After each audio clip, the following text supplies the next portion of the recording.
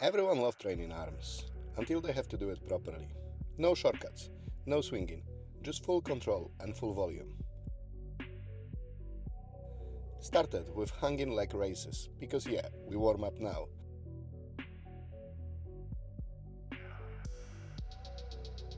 Barbell curls, strict, heavy, and just enough from to avoid judgment.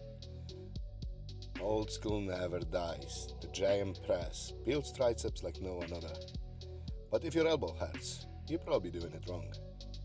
Hammer curls, good for biceps, great for pretending you're training your forearm too.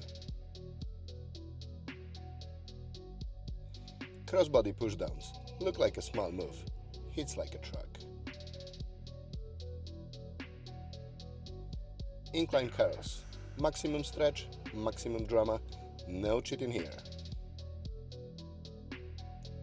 Cable skull crusher, 3 sets of 20 to finish. If your arm's still working after this, you did it wrong.